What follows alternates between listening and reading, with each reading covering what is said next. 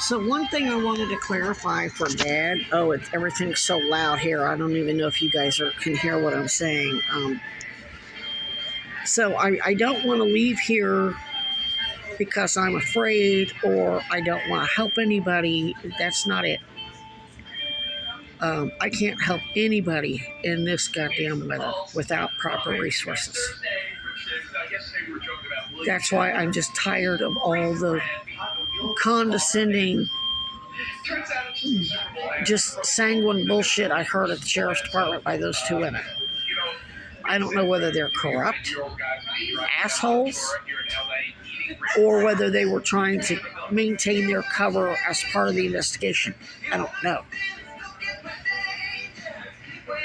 But either way, their investigation isn't the only fucking game in town.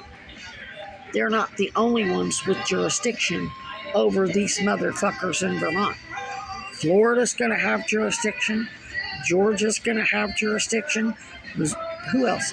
The lawyers from AA in Missouri's going to have jurisdiction. The lawyers from AA in Arizona's going to have jurisdiction. Washington, D.C. is probably going to have. The military's going to have jurisdiction. AA as a whole in their federal lawsuits are going to have jurisdiction. So I'm not here to just serve this investigation or that investigation. And I'm not anybody's bitch. You're either going to help me with at least the few basic things I've asked for, or drop dead. Fuck off and die. I gotta go. And they've, as of yet, refused to do that. I'm still asleep. This is third night without any real sleep. And out in this fucking cold.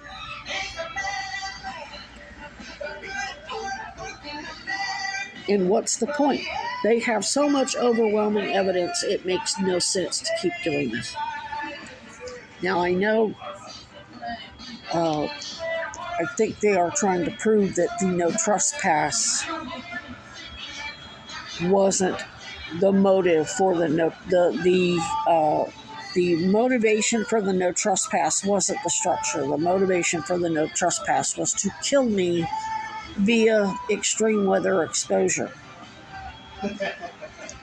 Because not long after I talked about what the collapsed lung and how it was hard for me to move my arms, they had their undercovers monitoring me.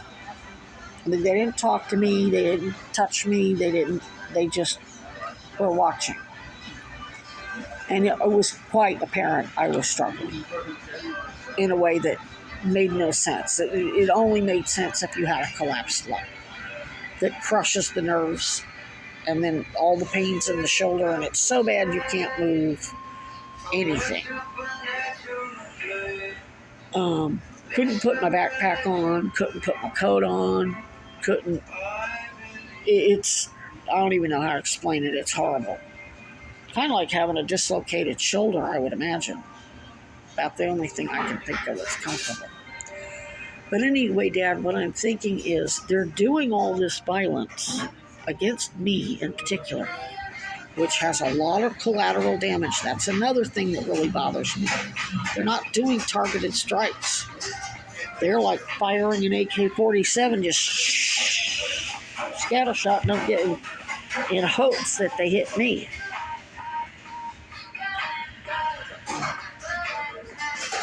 These are not disciplined snipers. These are whacked out, unhinged, Pete Keg's breath, get drunk and act a fool. But the point is, they're trying to kill me before you can interview me and get me deposed. Well, all you gotta do is talk to me in person and have your lawyers talk to Allison Sosebee or whoever talk to me in person. And once that happens, they got no reason to keep coming at me other than just to be vindictive, and not that they need a reason to kill anybody. They do it because they get off on it. We know that. Um, but I think it would, here in Vermont, it's mostly to prevent us from comparing notes. Whereas if we open and notoriously do that, okay, that cat's out of the bag. I guess now we got to go try to cover up some loose ends elsewhere, and they'll go out and focus on tampering with other evidence elsewhere to try to minimize their sentences or whatever. I don't know. So that's kind of my logic in us getting together. The problem is they're doing such unhinged shit that results in so much collateral damage. I don't know what to do. Do I get on a bus and come down? Do you guys like borrow some money and come up and then I give you some cash to help out with that? Yeah, I don't know. I don't know what to do. I'm inclined to get on a bus because if I keep staying here, I'm gonna die. And that's the whole point. They closed that camp down where I had a warm, safe space to keep myself well. And now I'm out here, and then everywhere I go for help that's supposed to keep you warm and give you supplies or get you victim services and get you in a hotel or whatever. Sorry, nothing available. They don't even fucking look. They don't get on the phone. They don't call economic services. They're supposed to call economic services and say, I have a domestic violence victim here. She's homeless because of domestic violence. And yes, shutting down that camp was domestic violence. Domestic violence perpetrators recruit what's called flying monkeys. They go have their friends and cronies and partners in crime, in Chad's case, go out and do their wet work for them so they have plausible deniability. And not just Chad, Virginia G. Piper, and Darla Munoz, and Mom, and Mary, and Meredith now, like a fucking idiot. So they're having, and the people here are helping them because they're involved in the same shit.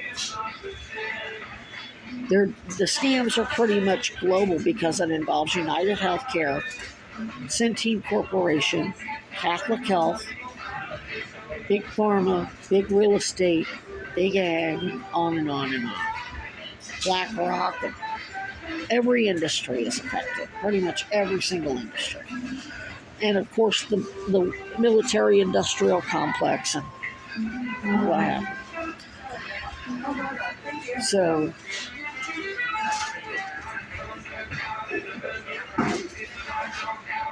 I don't know what I don't know what to do.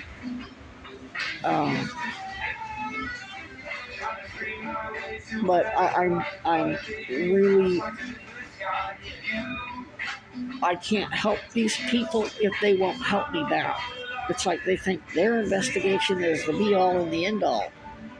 No, there's a Florida investigation, there's a Georgia investigation, and as in like Allison Sosa B, and possibly if there was any tampering to Robin Moore or her kids or grandkids. I don't know what all you guys have been through. And then you as military, former or active, whatever, there's also military jurisdiction. So when they're up here acting like, this is our investigation, we're going to do it our way. Yeah, I am acting on 2 different investigations. Actually 3, the Georgia for civilians, the military for you, and then the AA, specifically Florida and probably ultimately internationally at some point. They act like we have to just bend over and kiss Vermont's ass, and that's not how it works. And they can just kill me and fuck the rest of the other investigations that I'm part of. They wouldn't even have the investigation they have if it wasn't for my team in Florida, and it wasn't for you.